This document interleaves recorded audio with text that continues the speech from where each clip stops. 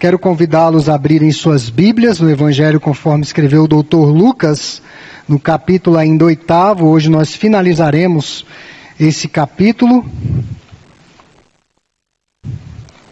São 2 episódios da ação do Senhor Jesus e falaremos dos 2.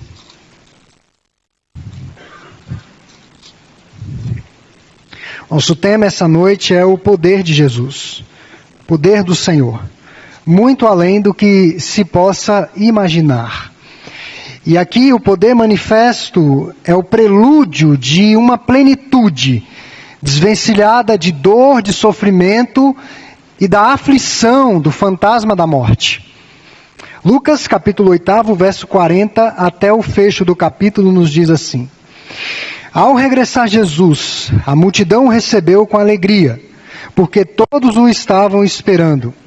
Eis que veio um homem chamado Jairo, que era chefe da sinagoga, e prostrando-se aos pés de Jesus, lhe suplicou que chegasse até a sua casa, pois tinha uma filha única de uns 12 anos que estava à morte. Enquanto eles iam, as multidões o apertavam. Certa mulher que havia 12 anos, 42, 12 anos, e aqui no 43, 12 anos. Os irmãos vão captando essas nuances aí, ou essas semelhanças. Essa mulher havia 12 anos que vinha sofrendo de uma hemorragia, e a quem ninguém tinha podido curar, e que gastara com os médicos todos os seus haveres. Veio por detrás dele, e lhe tocou na orla da veste, e logo se lhe estancou a hemorragia. Mas Jesus disse: Quem me tocou? Como todos negassem, Pedro com seus companheiros disse: Mestre, as multidões te apertam e te oprimem, e dizes: Quem me tocou? Contudo Jesus insistiu: Alguém me tocou, porque senti que de mim saiu poder. Vendo a mulher que não podia ocultar-se, aproximou-se trêmula, e prostrando-se diante dele, declarou à vista de todo o povo a causa que lhe havia tocado e como imediatamente fora curada. Então Jesus lhe disse: Filha, a tua fé te salvou, vai-te em paz. Em outros evangelhos Jesus diz a ela: tem bom ânimo. Tá? Tem bom ânimo. Os irmãos guardem essa expressão também. 49. Falava ele ainda quando veio uma pessoa da casa do chefe da sinagoga dizendo: Tua filha já está morta, não incomodes mais o mestre. Mas Jesus, ouvindo isso, lhe disse: Não temas, não temas, crê somente, e ela será salva. Tendo chegado à casa, ninguém permitiu que entrasse com ele, senão Pedro, João, Tiago e bem assim o pai e a mãe da menina. E todos choravam e a pranteavam, mas ele disse: Não choreis, ela não está morta, mas dorme. No primeiro momento eles choravam, diante da palavra de Deus, verso 53, eles zombam, eles riem de Jesus. E riam-se dele porque sabiam que ela estava morta. Entretanto ele, tomando-a pela mão, disse-lhe em alta voz: Menina, levanta-te. Voltou-lhe o espírito. Ela imediatamente se levantou, e ele mandou que lhe dessem de comer. Seus pais ficaram maravilhados, mas ele lhes advertiu que a ninguém contassem o que havia acontecido. Vamos orar. Pai, te agradecemos pela tua palavra.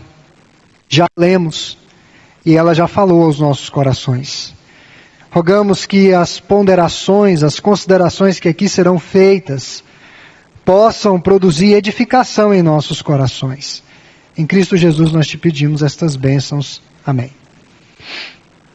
Ao ser expulso de Gadara, os irmãos se recordam muito bem, do outro lado do mar, em Cafarnaum, Jesus foi recebido de forma diferente.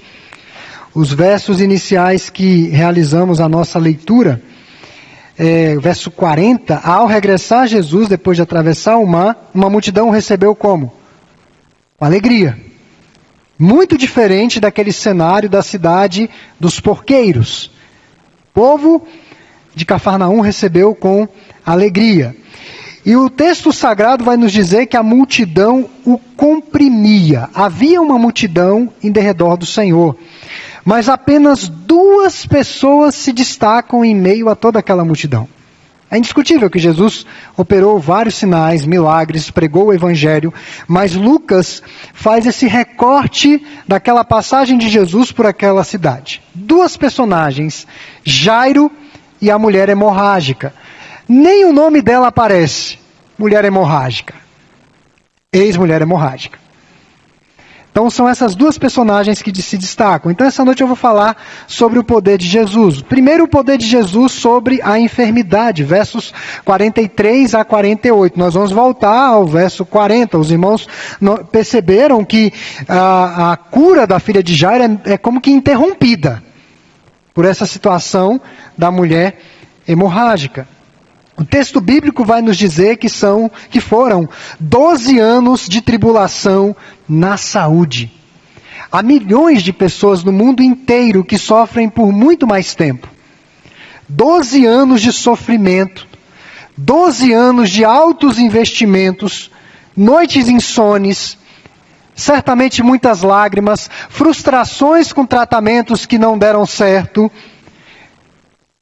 A Bíblia em Provérbios, capítulo 13, verso 12, nos diz o seguinte: a esperança que se adia faz adoecer o coração.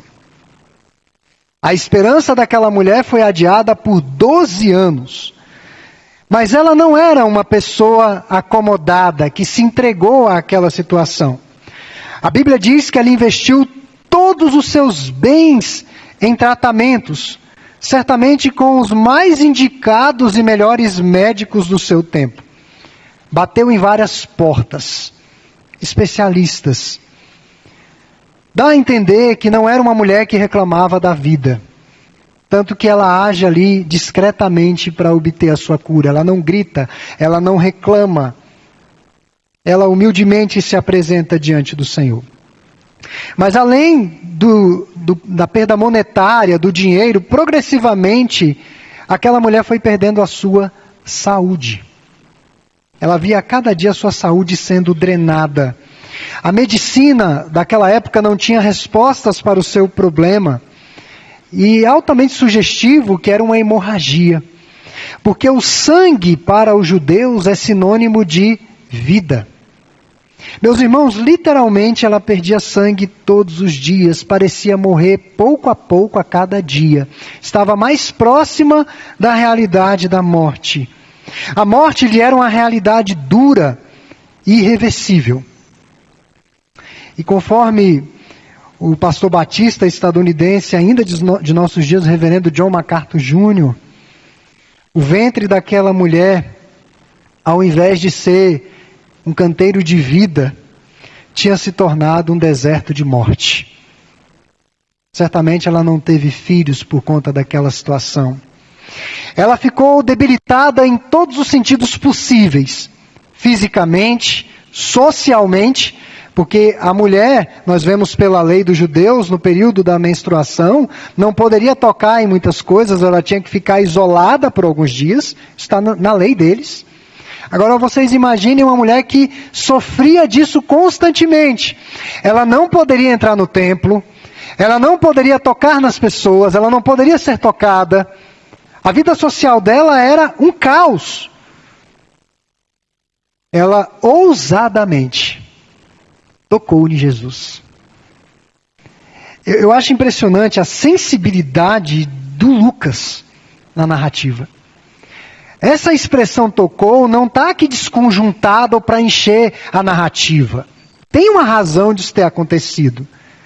Ela tocou justamente porque era a única fonte de salvação que ela poderia encontrar. Ela certamente havia ouvido falar da fama de Jesus, dos milagres que Jesus já operara. Como nós vimos há pouco, a fé vem pelo ouvir e ouvir a palavra de Deus. Ela ouviu a respeito do Senhor.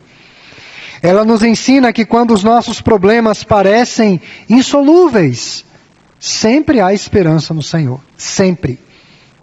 Eu me lembro a última vez que Billy Graham esteve aqui no Brasil, um dos grandes evangelistas do século passado.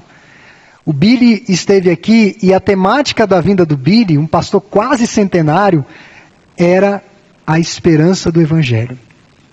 A boa notícia do Evangelho. E essa mulher encontrou esperança no Senhor Jesus Cristo. Jesus estava atendendo a uma urgente necessidade, indo à casa de Jairo.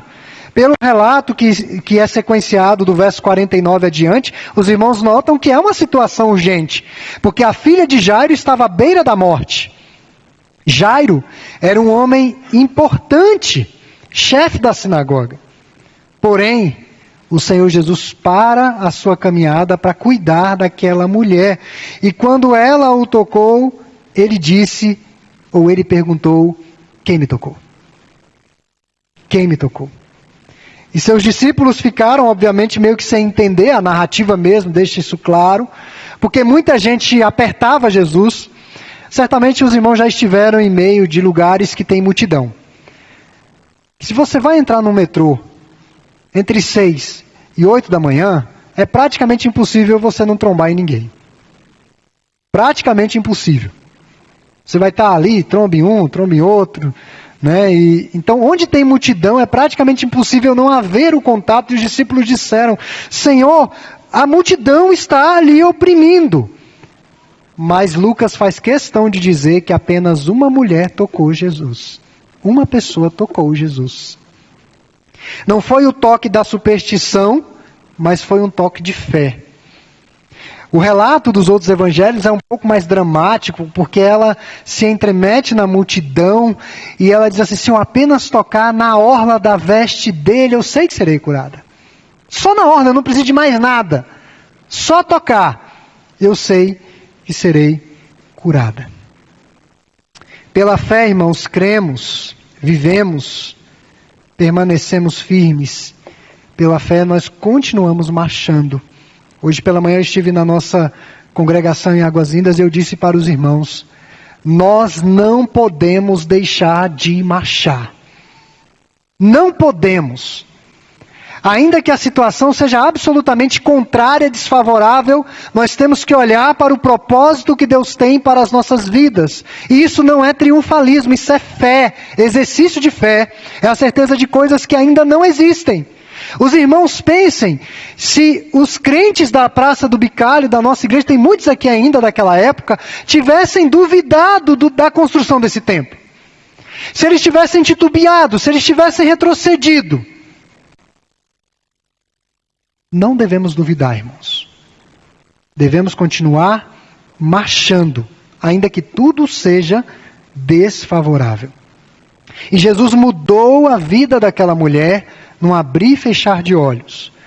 Muitas pessoas peregrinam nas religiões, nas diversas metodologias humanas para equilíbrio emocional. Agora, eu tenho olhado, às vezes eu estou ali no Facebook, no Instagram, olhando as postagens e está ali, meditação para você dormir. Meditação para você se acalmar. Então as pessoas vão procurando esses subterfúgios emocionais para adquirir o tão sonhado equilíbrio. Alguns buscam na diversão projetos mirabolantes e coisas da terra a paz. O Senhor Jesus disse que a paz que Ele nos dá, o mundo não conhece e o mundo não pode dar. Aquela mulher encontrou paz somente em Cristo. Aquela mulher foi integralmente curada. Não apenas fisicamente. Por que Jesus para? Porque Jesus queria completar a obra na vida dela. Ela poderia ter saído da multidão curada, ter a sua vida social, a sua saúde, mas ela precisava ser salva pelo Senhor. E Jesus para. Quem foi que me tocou? Em outros evangelhos diz, porque de mim saiu virtude, porque de mim saiu poder. Algo diferente aconteceu aqui. Então Jesus promove uma cura integral, física, emocional e espiritual. Em Jesus a cura para o nosso pecado, Jesus pode sim estancar a chamada hemorragia existencial, pode pôr fim à angústia mais íntima e profunda que só você conhece. É a única mulher na Bíblia que tem um registro de que Jesus a chamou de filha. É a única. Lucas dá esse destaque. Filha, a tua fé te salvou. Em outros evangelhos, tem bom ânimo. Ainda que toda a sociedade a marginalizasse, ela foi conhecida pelo Senhor. E o poder de Cristo, sem dúvida alguma, nos torna conhecidos no céu. Então, além do poder sobre as enfermidades, e a maior enfermidade que nós temos é o pecado, que nos corrói, que nos destrói, acaba com a nossa consciência e vai carcomendo a nossa vida. A maior cura que nós podemos receber é essa, do pecado. Um outro aspecto do poder do Senhor é o poder sobre a morte. Poder de Jesus sobre a morte. Versos 40, 42, 49 a 56.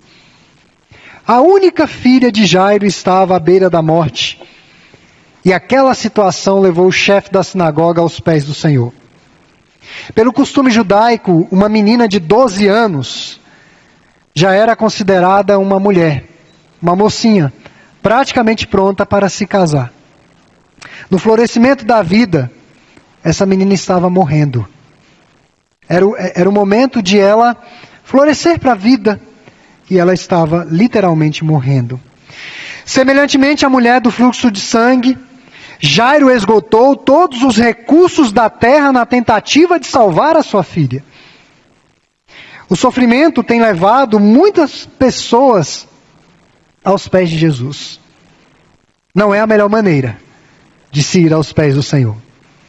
Mas muitos têm sido levados aos pés dele por meio do sofrimento.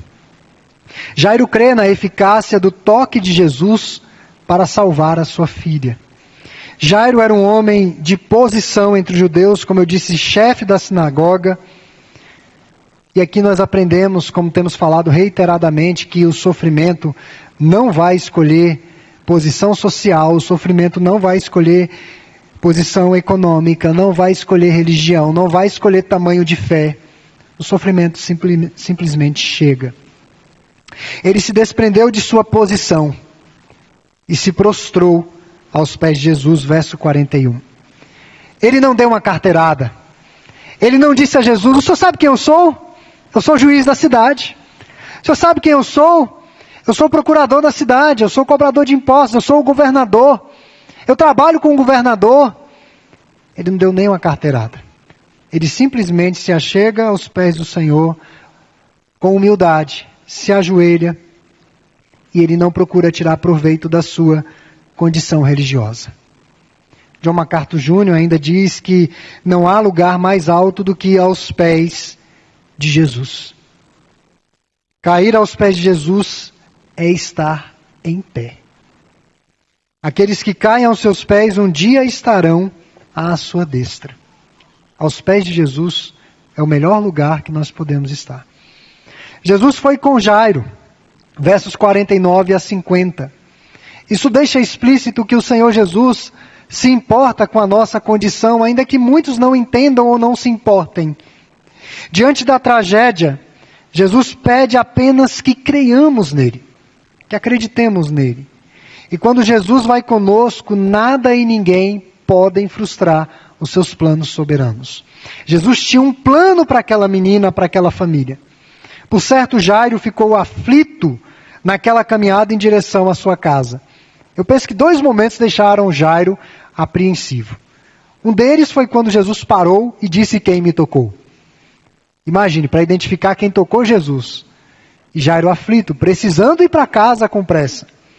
Quando aquela situação é resolvida e finalmente eles retomam a caminhada, o momento de maior aflição. Ele recebe a notícia de que a sua filha havia morrido. E o mensageiro diz: olha, não incomodes mais Jesus. Meus irmãos, nós aprendemos que quando Jesus está conosco na nossa jornada, nós não precisamos temer as más notícias. Nós não precisamos temer a iminência de uma 3ª guerra mundial, nuclear. Nós não precisamos temer a crise econômica. Na verdade, nós precisamos temer ao nosso Deus. Nós devemos estar aos pés dele e não sermos tomados dessas preocupações. Jesus, diante daquele cenário de morte, ele se volta para Jairo e diz: então não te desanimes, tenha coragem, tenha ânimo, que é o que eu vou exortar no final. Creia somente, só acredite. Para aqueles amigos de Jairo, A conclusão é muitas vezes como a nossa: enquanto há vida, há esperança. Se instalou o cenário de morte, não tem mais esperança. As más notícias podem nos abalar, mas elas jamais abalarão o nosso Senhor. Essa é a confiança que temos de ter. Eu me lembro no dia em que eu recebi a notícia da morte do meu pai. Eu estava chegando numa quarta-feira aqui na igreja, o presbítero Natanael estava comigo e o Natan, os dois. A gente tinha acabado de chegar, né, presbítero? Era assim umas 7:50 mais ou menos, a gente estava conversando lá na minha sala e eu recebi uma ligação do meu irmão que meu pai havia falecido. Eu havia estado com meu pai há 4 horas atrás. Conversado com meu pai estava normal. Eu recebi a notícia que ele morreu. Foi uma das notícias mais aterradoras e a assimilação daquilo me abalou. Mas Deus já sabia. Não abalou o Senhor. Ele já havia cuidado de tudo, já havia preparado tudo. Os irmãos foram lá comigo, sou eternamente grato aos dois. Estiveram comigo no hospital, né, dando aquele apoio, aquele suporte. E é assim a nossa vida. Quando Jesus vai conosco, nós não precisamos temer as más notícias. Elas podem nos abalar por um momento, mas o nosso Senhor não é abalado. Jesus não reconheceu a morte como a palavra final. O fato é que as causas perdidas têm solução nas mãos de Jesus. Jesus é muito mais poderoso do que a morte. É o que nós vamos ver domingo que vem às 7 horas. O grande inimigo da fé não é a razão, mas as nossas emoções. Por isso que Jesus trabalha as nossas emoções. Não temas. Não seja tomado pelo pânico. Não seja tomado pelo medo. Creia somente. Não temas, creia somente. A fé ignora os rumores de que a esperança morreu. E Jesus ressuscitou aquela mocinha, demonstrou não apenas o seu poder sobre a morte, mas também a sua empatia e amor. Hoje, o nosso Senhor dá vida àqueles que estão mortos em seus delitos e pecados. Nós acabamos de ver algo assim no culto. Nós sabemos que o nosso Senhor nos prometeu vida eterna, que é o maior bem que nós temos nessa terra. É a certeza de que fechando os olhos aqui, nós vamos abrir os olhos no paraíso com o Senhor e vamos reencontrar queridos nossos lá no paraíso com o Senhor. Você quer uma segurança maior do que essa? A certeza do destino que nós estamos caminhando. Então essa noite eu falei sobre o poder de Jesus, sobre as enfermidades, a maior delas o pecado, sobre a morte, que também é o poder mortal do pecado sobre as pessoas. E essas duas personagens, o reverendo Hernandes faz um contraste dessas duas personagens. Ele diz o seguinte, que Jairo era uma pessoa da alta sociedade, líder da sinagoga. Aquela mulher é anônima, nem o nome aparece. Jairo era rico, a mulher perdera todos os seus bens em seu tratamento de saúde. Jairo convivera 12 anos com a sua filha, certamente anos alegres, felizes, repletos de expectativas em relação ao futuro. Por outro lado, aquela mulher sofria há 12 anos com uma doença incurável, o que a impedia de ser mãe.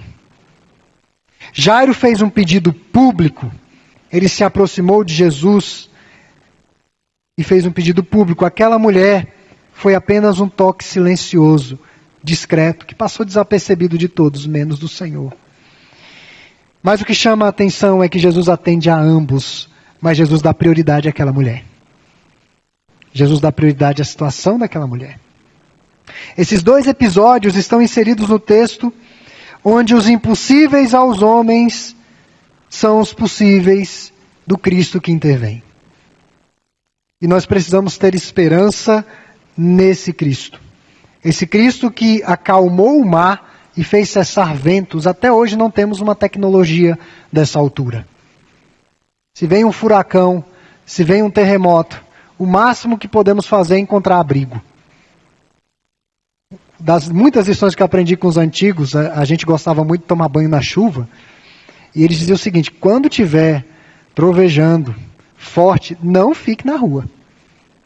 Quando está uma tempestade forte com vento, você tem que ficar quieto e deixar a tempestade passar. Ou seja, não há nada a ser feito. Apenas espere.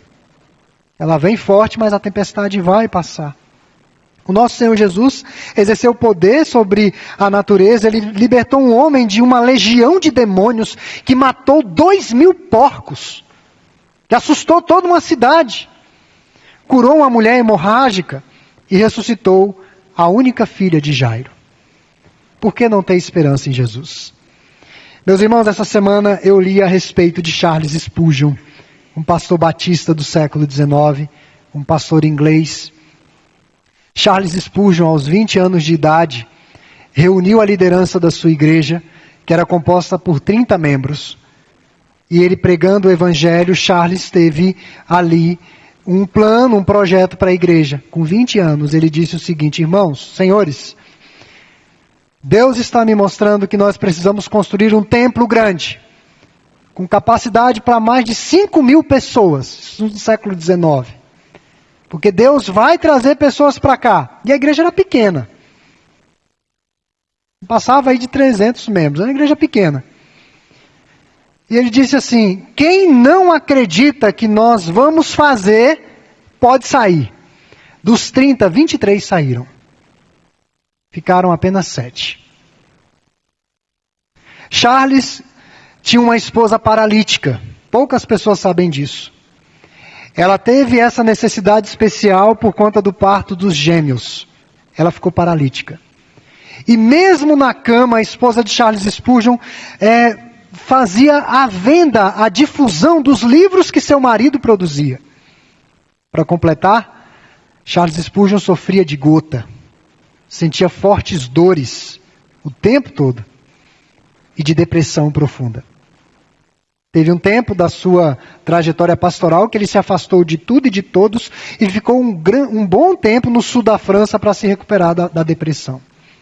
Charles Spurgeon construiu, juntamente com a igreja, o templo para 5.500 pessoas, o tabernáculo metropolitano em Londres. Todos os cultos eram cheios. Todos os cultos da manhã, todos os cultos da noite. Pessoas do mundo inteiro iam ouvir a Charles Spurgeon. Porque Charles teve esperança. Ele não se deixou tomar por aqueles que o tentavam desanimá-lo. Ele confiou no seu Cristo. Ele confiou de tal maneira que certa feita um ateu estava indo ouvir Charles Spurgeon. E ele disse para o crente: olha, eu vou lá ouvir o Charles Spurgeon na igreja dele. Ele disse: ué, mas por que você vai ouvir Charles Spurgeon? Você não acredita em Deus? Aí o ateu disse: mas o Charles Spurgeon acredita. Eu vou porque ele acredita. Meus irmãos, não precisamos de muita coisa. Nós precisamos apenas de uma fé robusta, de uma esperança sólida. Não desanimar em face das situações. Deus tem um propósito para cada um de nós. Cristo restaurou a vida daquela mulher e Cristo devolveu a alegria para Jairo na convivência familiar.